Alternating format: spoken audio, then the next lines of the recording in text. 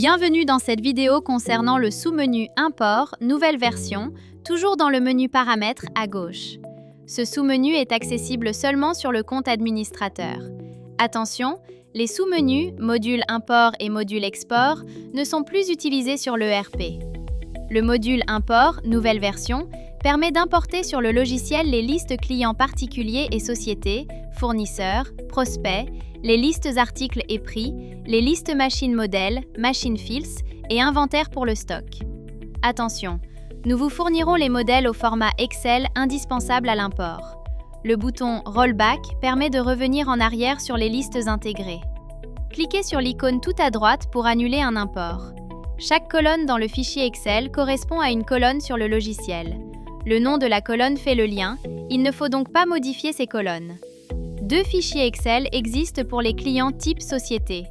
Un fichier pour la désignation, la référence client, code, et d'autres informations que l'on retrouve dans certains onglets de la fiche client. Mettre le chiffre 1 dans la colonne famille correspondant à l'import. Un deuxième fichier correspondant à l'adresse et aux moyens de communication des clients sociétés. Attention, c'est la colonne non société qui fait le lien entre les deux fichiers Excel. Un fichier Excel existe pour les clients particuliers, qui regroupe toutes les catégories. Attention, nous séparons le nom, le prénom et la civilité du client. Le code est obligatoire et unique, il correspond à la référence client. La colonne compte comptable correspond aux comptes auxiliaires. Elle est indispensable pour l'utilisation de la comptabilité sur le logiciel. Concernant les articles, nous séparons également les informations en deux fichiers. Le premier correspond aux caractéristiques techniques que l'on retrouve dans l'onglet général de la fiche article et à la gestion du stock. Le code interne est obligatoire et unique. Il servira également à l'intégration des machines modèles et machines FIS. Le deuxième fichier correspond à l'intégration des prix d'achat et des prix de vente. Survolez les petites pastilles rouges sur le coin des titres des colonnes pour suivre les indications. Concernant le fichier des machines FIS, il faut obligatoirement suivre le code interne de la machine modèle et le nom du client avec la bonne adresse de rattachement pour que le lien se fasse sur le logiciel. Pour finir, le fichier import inventaire, qui sera également relié au code interne des articles déjà intégrés sur le logiciel. Revenons sur le logiciel. Cliquez sur Parcourir pour sélectionner votre fichier d'import. Cliquez sur OK. Cas particulier correspond au fichier d'import provenant du logiciel Batapli.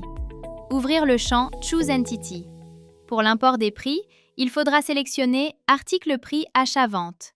Pour les sociétés, il faudra sélectionner Client et ensuite Client adresse. On sélectionne ici Article. Cliquez sur OK. On retrouve les liens entre chaque colonne ici. Désélectionnez les colonnes non utilisées dans le fichier Excel. Vérifiez à droite que le champ correspond bien à la colonne. C'est indispensable pour faire le lien. Puis cliquez sur Data Impact. Un code couleur apparaîtra. Rose pour toutes les données inexistantes sur le logiciel qui seront intégrées. Blanc pour toutes les données déjà existantes sur le logiciel et écrites telles quelles. Jaune pour toutes les données existantes sur le logiciel et qui seront modifiées par cette nouvelle donnée. L'ancienne donnée sera écrasée. Cliquez pour finir sur Import et patientez quelques instants. Le temps varie en fonction du nombre de données à importer. Vérifiez ensuite dans les menus correspondants si les imports se sont bien déroulés.